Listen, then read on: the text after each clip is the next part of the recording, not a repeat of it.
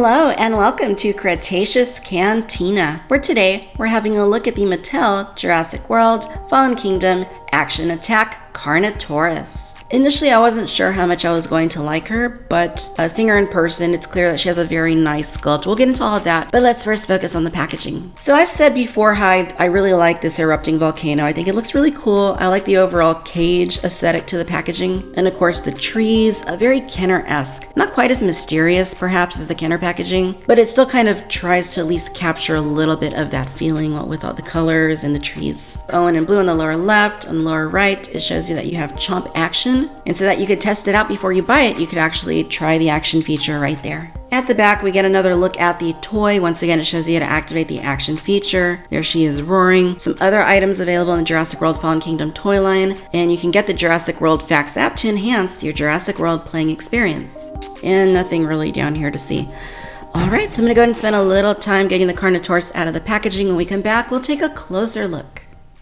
Alright people, and here's the Carnotaurus out of the packaging, and the aesthetics here are really nice. I really like this sculpt. It looks like a very good Carnotaurus. The tiny little arms look accurate, shape of the head looks accurate. The legs might be a little bit thick, particularly down here at the bottom, but you know, it is a toy, it does need to be able to stand. Again, looks to have a pretty accurately narrow skull. Since it is a toy though, some concessions were made. The teeth do look a little bit funny, kind of giving it this overbite sort of look. It's also sort of in this, maybe it was walking kind of pose and then it just suddenly stopped. It's a good pose though, and it does give it a good center of gravity. And there's a lot going on with the sculpt. There's a lot of nice bumps that you can see here in the tail, a lot of nice texturing. Now, as far as this coloring goes, Mattel opted for a deep red mixed in with more of this really deep brownish red sort of pattern that you see going along its back and with all of these spots.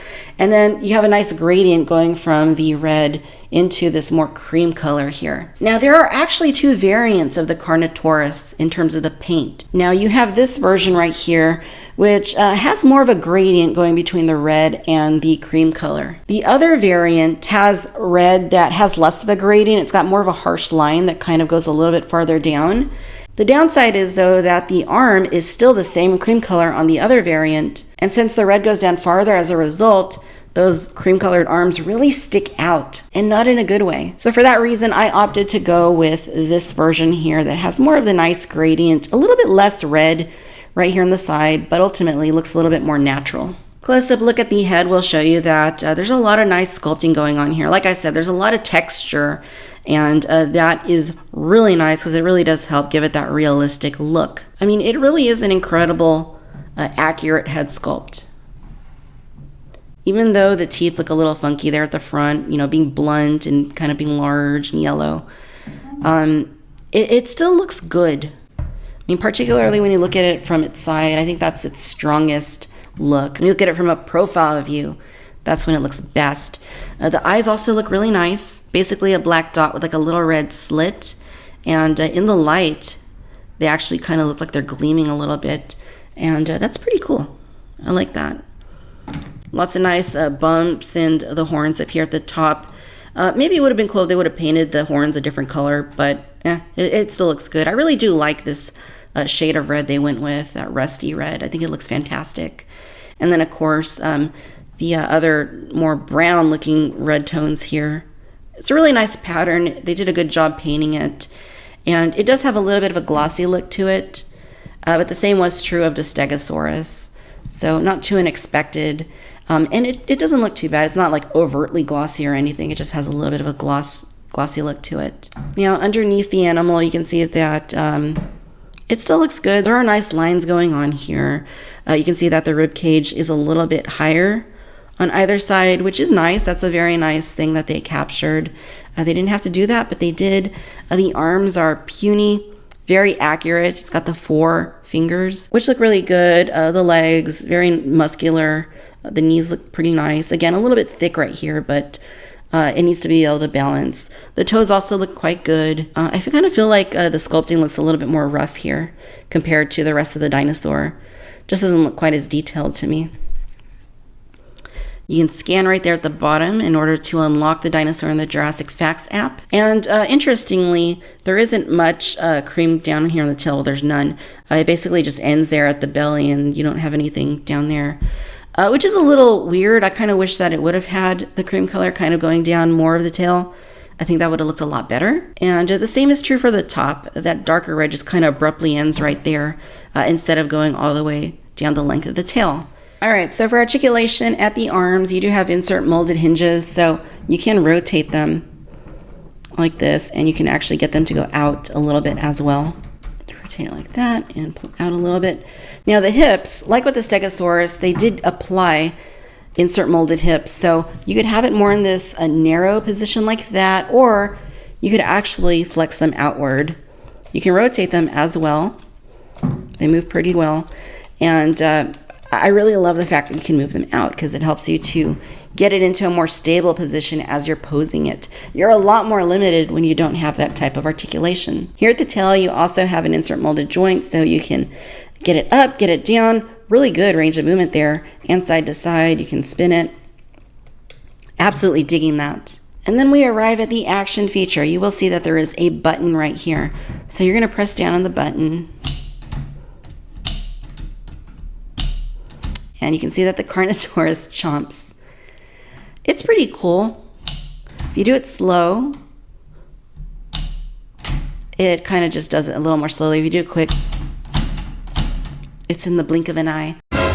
Personally, I would have preferred, just an actual ball jointed head. That way you could pose it, make it look up and down and whatnot. This is cool for kids, but as an adult collector, I probably could have done without that. But nonetheless, it's fun. And even though it kind of sacrifices a little bit of the aesthetics, in my opinion, it's still not a terrible action feature. I enjoy it more than I do the Stegosaurus's spike tail action feature. I don't think it was that fun. This action feature works a lot better. So for the length, you're looking at close to 13 inches, and for the height, to the very top of her head, about 7.5 inches. Here's a look at how the Carnotaurus scales up with one of our Jurassic World 3 3/4 inch scale figures. And it looks to be a really good size. Here we have the Owen figure from the Blue and Owen pack. And one to the other, they look quite good. I feel like this is pretty accurate to how a human would look standing next to a Carnotaurus. So I'm really happy that Mattel made sure that many of their dinosaurs in this toy line were scaled correctly to human action figures. That's just awesome. And then we have the Kenner Series 2 Carnotaurus right here. And I must stress that this is not my Carnotaurus. It's actually my brother's Carnotaurus that he got on Christmas morning 1994. And he simply loaned it to me. And Kenner's is cool for what it is. There's a lot of nostalgia there, but it's a very demonic looking Carnotaurus. Hence its nickname, the Demon Carnotaur. I like it for what it is, but it's not really a Carnotaurus. So in that respect, Mattel did a much more accurate job with the aesthetics, and obviously looks a lot more like what we're going to see in Fallen Kingdom based on the trailers. All right, ladies and gentlemen, so there you have it. This is the Mattel Jurassic World Fallen Kingdom Action Attack Carnotaurus. Overall, you guys, I think this is a solid toy. I really like it. I think the aesthetics are really good. Like the Stegosaurus, it's probably one of the better toys in the Fallen Kingdom toy line, but it is still not quite perfect. I can't rag on it too much because it is only $20. I think it's fairly priced, and I think you get a solid toy. I do wish that the darker color on the tail extended all the way down the tail, and I do wish that the cream color on the bottom of the belly extended down the tail as well. There were also some sacrifices made with the head in order to incorporate the action feature. They don't really negatively affect the overall figure, but had they focused more on the articulation rather than the action feature, it definitely could have looked better. But that being said, this is by far the best Carnotaurus that has ever been released for a Jurassic toy line. It's just a superb toy. The action feature works very well. It's actually a pretty fun action feature. And the articulation at the arms and the hips and the tail, love it.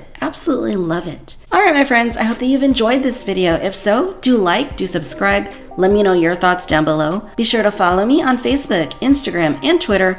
Subscribe to the Cantina Chatter podcast on iTunes. And as always, I'd like to thank you for tuning in to Victoria's Cantina. Until next time, bye-bye.